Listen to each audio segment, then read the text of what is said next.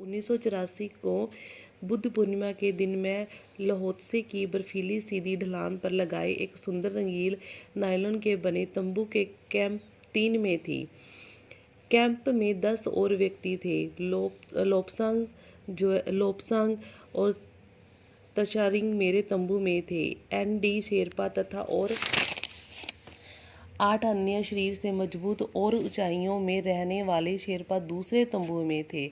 कहते कुछ जो 10 व्यक्ति थे वो कहते लोपसांग उनके साथ थे और ताशारिंग मेरे तंबू में थे और एन.डी. और शेरपा तथा और जो 8 अन्य शरीर से मजबूत और ऊंचाइयों में रहने वाले जो शेरपा दूसरे तंबू में थे। तो मैं तब मैं गहरी नींद में सोई हुई थी और रात में 12:30 बजे के लगभग मेरे सिर के पिछले हिस्से में किसी एक सख्त चीज़ के टकराने से मेरी नींद अचानक खुल गई और साथ ही एक ज़ोरदार धमाका भी हुआ। तभी मुझे महसूस हुआ कि एक ठंडी बहुत भारी चीज़ मेरे शरीर पर से मुझे कुचलती हुई चल रही है। मुझे सांस लेने में भी कठिनाई आ रही थी।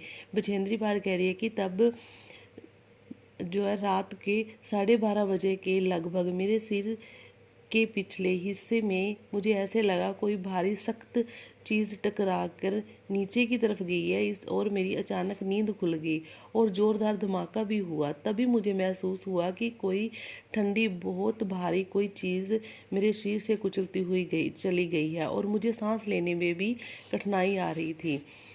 ये क्या हो गया था? एक लंबा बर्फ का पिंड हमारे कैंप के ठीक ऊपर लोहोत्से ग्लेशियर से टूटकर नीचे आ गिरा था और उसका विशाल हिमपुंज बन गया था। पिंड मिन टुकड़ा, विशाल मिन बड़ा और हिमपुंज बर्फ का ढेर। कहते हिमखंडों बर्फ के टुकड़ों तथा जमी हुई बर्फ के इन विशाल काया पुंज मीन बड़े बड़े जो है बर्फ के जो टुकड़े।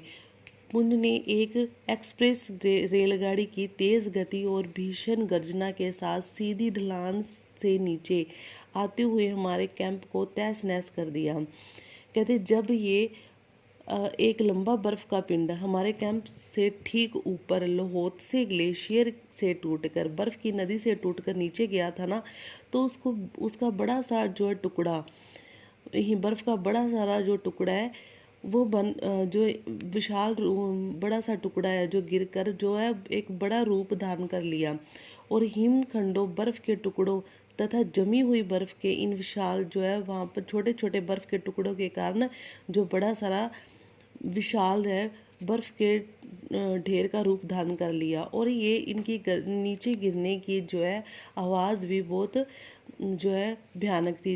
इस तरह की थी जैसे ये बच्चे उदाहरण दी गई है कि जैसे एक्सप्रेस रेलगाड़ी की तेज़ गति और भीषण गर्जना होती है ना, और वैसे ही इन बर्फ़ के टुकड़ों के गिरने की आवाज़ थी। जैसे ही कहते हमारे कैंप इन टकराया और हमारे कैंप को इसने तहस नहस कर दिया। तहस नहस मीन पूरी तरह नष्ट कर दिया। वास्तव में हर व्यक्ति को चोट लगी थी।